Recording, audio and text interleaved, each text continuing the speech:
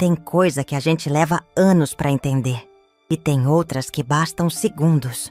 O que eu demorei uma vida para não enxergar, eu entendi em silêncio, em poucos minutos, sentada ao lado de uma porta de banheiro, num vestido que me custou mais do que meu salário do mês. Me chamo Marina, tenho 62 anos. E nesse dia eu não era a mãe da noiva. Eu era só mais um nome esquecido na mesa 11. A cerimônia foi linda. A decoração, impecável. Tudo como minha filha sempre sonhou. Flores em tons de lavanda, lustres pendurados no jardim suspenso, trilha sonora de filme. Ela entrou sorrindo, reluzente. E por um momento, eu a vi como quando era menina, usando meu salto escondido pela casa. Mas esse momento durou pouco. Ninguém me esperou na entrada. Ninguém me ofereceu carona.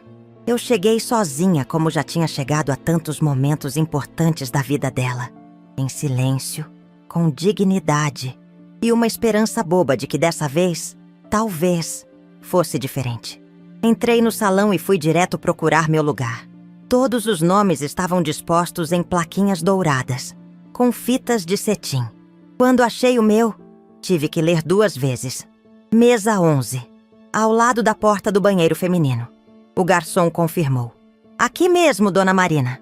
Agradeci com um sorriso curto, me ajeitei na cadeira e encarei a realidade com a mesma postura que sempre tive. Cabeça erguida, coluna reta, coração apertado.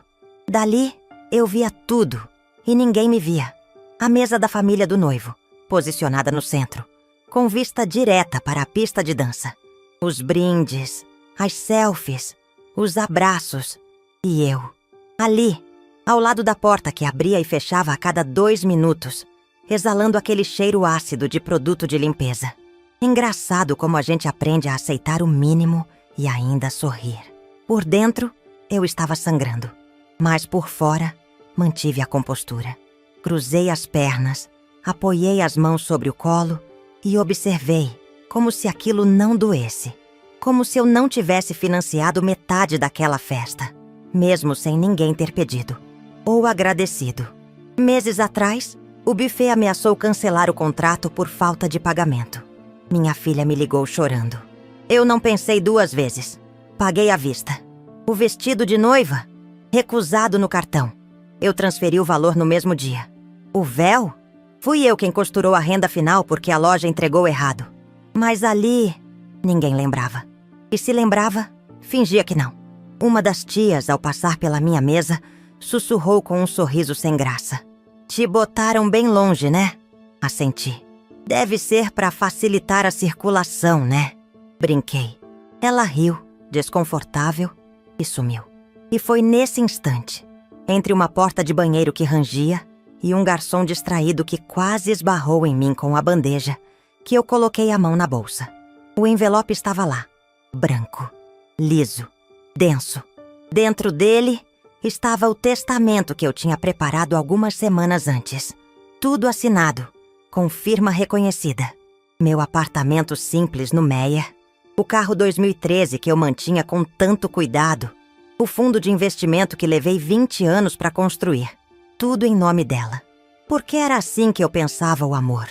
Um gesto que continua mesmo quando a gente não é visto. Mas naquele momento, eu me vi pela primeira vez e não gostei do que enxerguei. A mulher que deu tudo não cabia nem na foto da mesa principal. A mãe que carregou no colo foi colocada ao lado de um ralo entupido com papel de banheiro. Era simbólico, cruel e esclarecedor. O jantar começou. Eu recusei o prato. O cheiro do banheiro estava mais forte que o do risoto. O noivo fez um discurso emocionado, cheio de promessas. A irmã dele falou sobre família. Os amigos riram de histórias antigas. E então chegou a vez da minha filha. Ela pegou o microfone. Agradeceu a todos. Chorou ao falar da sogra, do padrinho, da madrinha. Citou até a professora da infância, mas não disse meu nome. Não olhou na minha direção. Naquele instante não havia mais dúvida. Eu era um favor, uma presença tolerada, uma peça fora da mesa principal. Fechei a bolsa com calma, mas dentro de mim, algo se abria. Uma clareza nova. E era só o começo. Eu tinha 19 anos quando descobri que estava grávida. Sozinha, trabalhando como auxiliar administrativa numa escola estadual. O pai da minha filha foi embora assim que ouviu a palavra responsabilidade. Nunca mais apareceu. Nem para assinar a certidão. Nem para ver o rosto dela. Eu poderia ter me revoltado. Poderia ter desistido. Mas em vez disso, fiz o que mães fazem. Segui. Trabalhei com dor, com sono, com medo. Acordava antes do sol. Dormia depois da meia-noite. Estudava à noite para tentar subir de cargo. E quando não consegui, aceitei tudo o que vinha. Faxina, digitação, atendimento. O que tivesse. Nunca pedi nada para ninguém. Nem para minha família, que sempre fez questão de lembrar que quem pariu, que embale. E eu embalei. Literalmente. Chamei minha filha de Camila. Nome que sempre achei forte, mas bonito. Como eu imaginava que ela seria. E foi. Desde pequena, Camila era esperta. Falava com firmeza.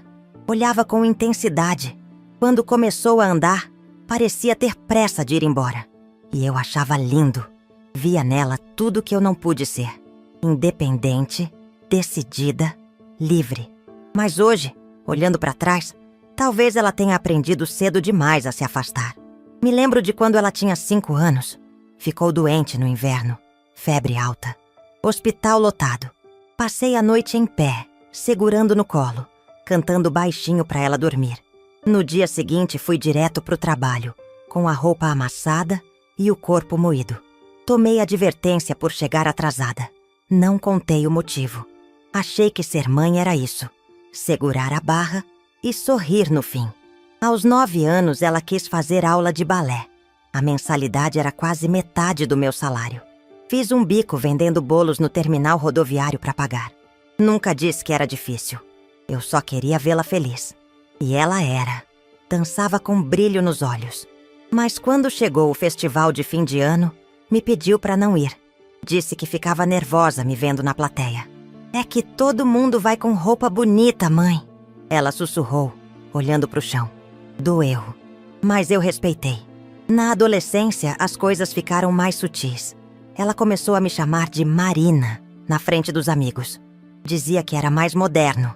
Me pediu para não buscá-la mais no portão da escola. Disse que podia ir sozinha.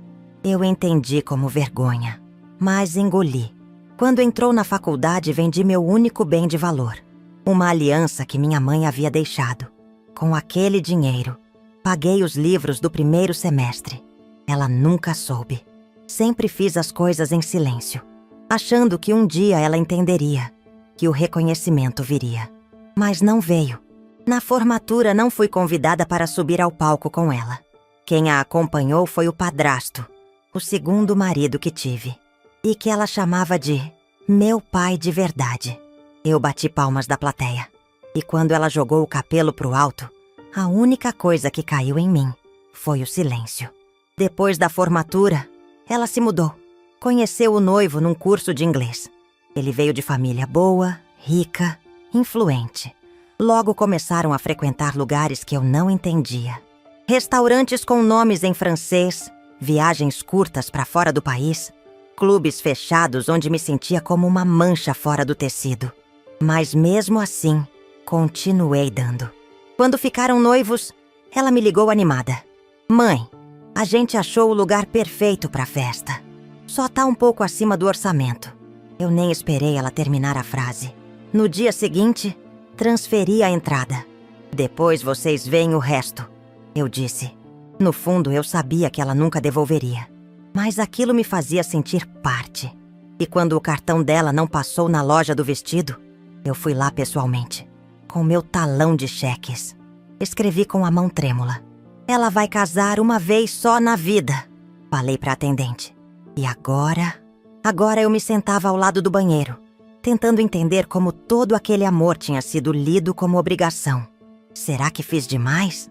Será que errei em não ter exigido nada? Enquanto isso, a música do salão aumentava. As pessoas começavam a se levantar, tirar fotos, brindar. Eu fiquei ali, imóvel, observando, engolindo memórias como se fossem pedras pequenas. Foi quando vi o noivo passando, com a mãe dele ao lado. Ele a abraçava, dava risada, apontava para a pista de dança. Ela estava no centro da festa, como se tivesse criado a noiva com as próprias mãos. E eu, invisível, toquei na bolsa de novo. O envelope ainda estava ali, intacto. Era a primeira vez que eu pensava seriamente em tirar algo que dei. E não por vingança, por respeito próprio. A música já não fazia sentido. O som do DJ era só um fundo distante, como se o mundo estivesse rodando num ritmo que eu não acompanhava mais. Eu olhava à minha volta e não me via em lugar nenhum. O rosto da minha filha brilhava de felicidade, mas não por me ver ali, nem por saber que eu tinha ajudado a construir aquele dia. E foi nesse vazio que eu me levantei. Não com raiva, não com pressa, mas com uma clareza que veio de algum lugar muito fundo dentro de mim. Enquanto a atenção de todos estava na pista, nos flashes, nos risos exagerados, eu caminhei devagar até a área do palco. Vi um dos organizadores com o microfone na mão, olhando para a planilha de discursos. Eu me aproximei. Com licença, eu sou a mãe da noiva. Posso dizer algumas palavras? Ele pareceu surpreso. Procurou alguém com o olhar, como pedindo autorização, mas ninguém notou. Então ele apenas me entregou o microfone. O som se calou aos poucos. Um por um, os rostos foram se virando para mim. Alguns com curiosidade, outros com aquele leve desconforto de quem não sabe o que está prestes a ouvir. Minha filha estava sentada na mesa principal, ao lado do noivo. Ela me olhou confusa, um pouco desconfiada, como se tentasse adivinhar o que eu ia dizer, como se tivesse esquecido que eu existia até aquele momento. Segurei o microfone com as 2 mãos. Respirei fundo. O salão, antes tão barulhento, estava em silêncio. Silêncio de receio. Silêncio de incômodo. Boa noite. Minha voz saiu firme. Surpreendentemente firme. Eu sou Marina, mãe da noiva. A mulher que segurou sua filha no colo quando ela teve febre aos 3 anos. Que vendeu doces na rua para pagar a aula de balé. Que nunca faltou em nenhuma formatura, mesmo que fosse para assistir de longe. A mulher que pagou metade dessa festa e que hoje se sentou ao lado do banheiro. Alguns murmurinhos. Gente que abaixou o copo devagar. Um garçom parou no meio da fila. Minha filha endureceu o rosto. O noivo sussurrou algo no ouvido dela. Ela balançou a cabeça como quem diz: Deixa, deixa. Eu continuei. Durante muito tempo eu achei que amor era dar sem pedir nada. Que bastava estar presente. Que, no fim, a conta se acertava. Mas hoje eu percebi que não basta amar. É preciso também ser vista, ser respeitada e, principalmente, ser lembrada. Coloquei a bolsa sobre a mesa de som. Abri com calma.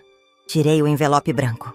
Aqui dentro está o testamento que eu preparei com carinho, pensando no futuro da minha filha. Ele foi assinado, reconhecido em cartório, pronto para ser registrado depois do casamento. Nele, eu deixava tudo o que construí. Meu apartamento, meu carro, meus pequenos investimentos. Tudo com amor. Pausa. Ninguém respirava. Eu podia ouvir o motor do ar-condicionado. Mas hoje eu mudei de ideia.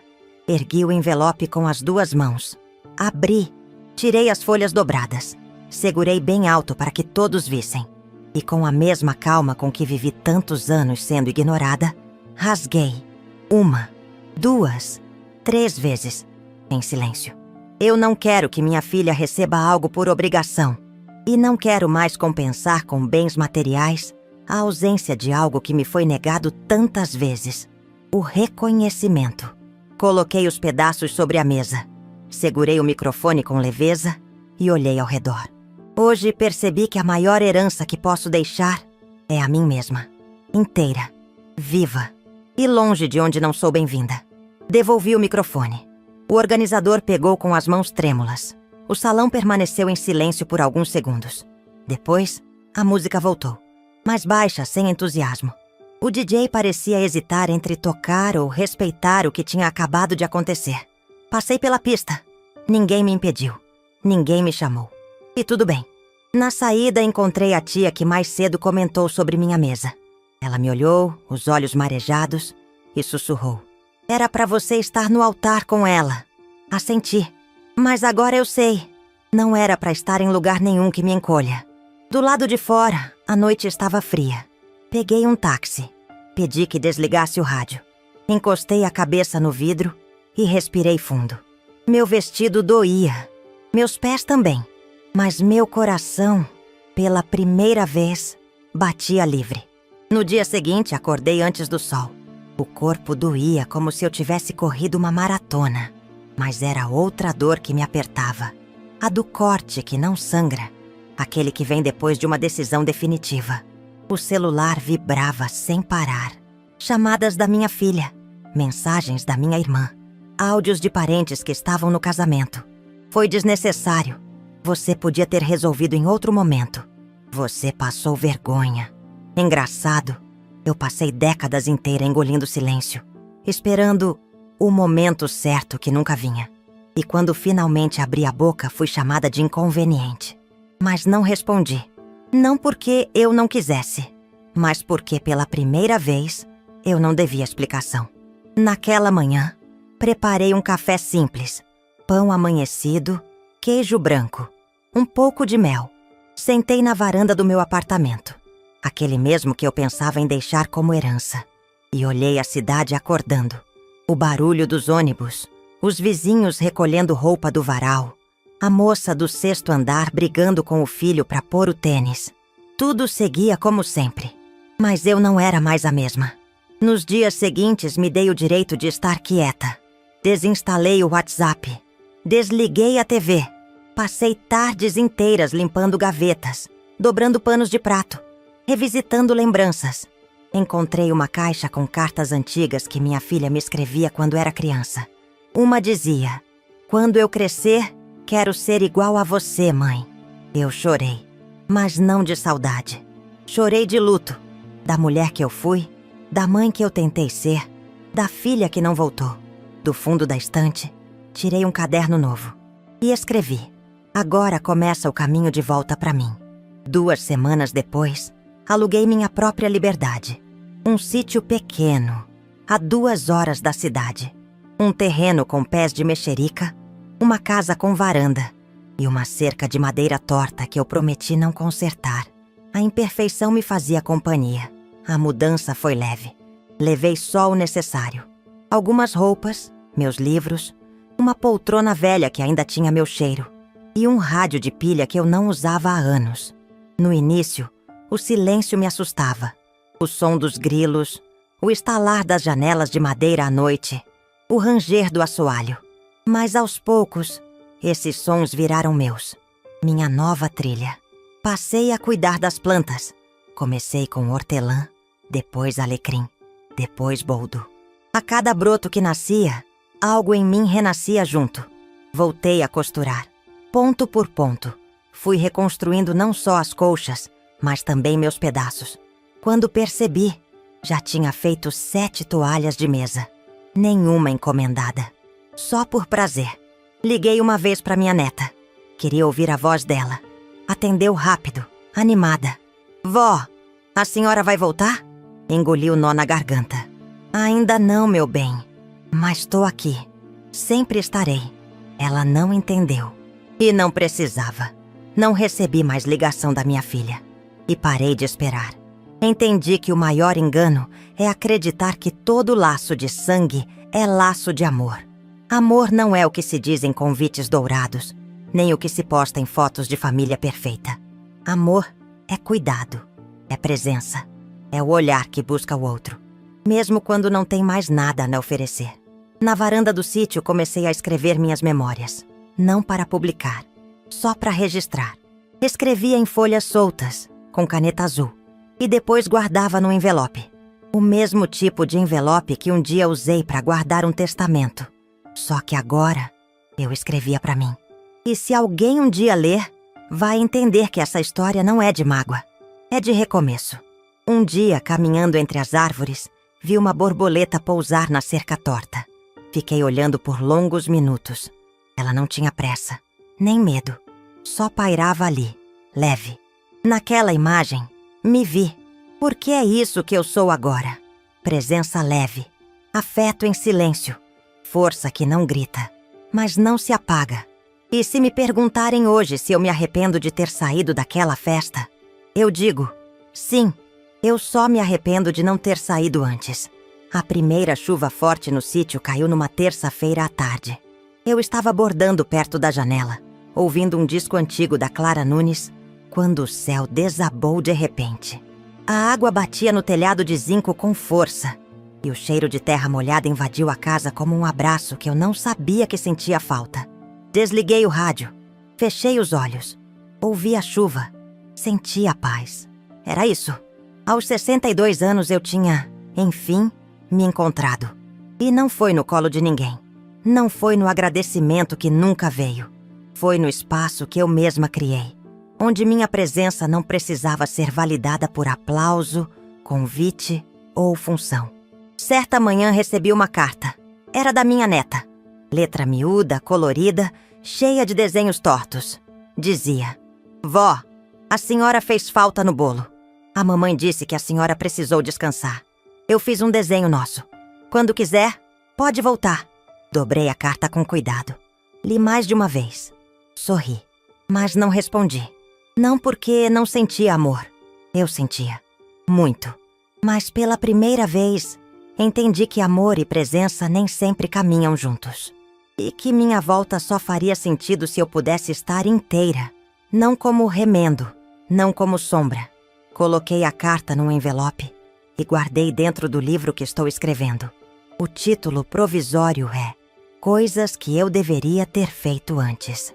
Outro dia, caminhando pelo quintal, vi uma moça nova que se mudou para a casa ao lado. Sozinha com um bebê pequeno.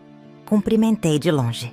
No dia seguinte, ela me trouxe um bolo simples, de fubá, dizendo que estava agradecida pela ajuda com a mudança, mesmo sem eu ter feito nada além de sorrir. Ela me chamou de Dona Marina, e eu ri. Pode me chamar só de Marina. Hoje em dia, gosto de nomes simples. Começamos a tomar café juntas às quintas, sem obrigação, sem troca. Apenas duas mulheres que aprenderam a reconhecer o silêncio como valor. De vez em quando ainda recebo mensagens da minha filha. Longas, cheias de justificativas, cheias de pontos finais que tentam encerrar feridas com palavras. Eu leio, mas não respondo. Porque o perdão, às vezes, não precisa de conversa. Precisa de distância. E eu perdoei. Não por ela, por mim. Não sou amarga, não sou vingativa. Mas aprendi que ficar em lugares onde nos colocam perto do lixo é uma forma de autodestruição. E eu decidi viver. Hoje meu testamento é outro. Já não é sobre bens. É sobre o que deixo em mim. Deixo a mim mesma os cafés em silêncio. As noites sem cobrança. A liberdade de ir dormir sem esperar o celular tocar. Deixo os pés descalços na terra. Os almoços feitos com calma. A rede que balança ao vento da tarde. Deixo o direito de não me doar além do que posso. De dizer não. De escolher meu próprio nome. A herança que ficou em mim é essa. A de uma mulher que, depois de passar a vida inteira sendo pano de chão, escolheu ser tapete estendido na porta da própria casa. Para si. E só para quem entrar com respeito. Outro dia, uma das minhas irmãs me ligou. Marina! A Camila te ama, você sabe disso. Respirei fundo. Sei, mas amar também é saber aonde a gente senta quem se ama. Ela ficou em silêncio, e eu encerrei a ligação com leveza. Porque, às vezes, a paz vem de não precisar provar nada para mais ninguém. Hoje sento na varanda ao fim da tarde com minha xícara de chá de capim-limão, colhido do meu próprio quintal. O sol se despede devagar no horizonte, tingindo o céu de tons quentes. E penso, me colocaram ao lado do banheiro. Hoje eu sento onde eu quiser.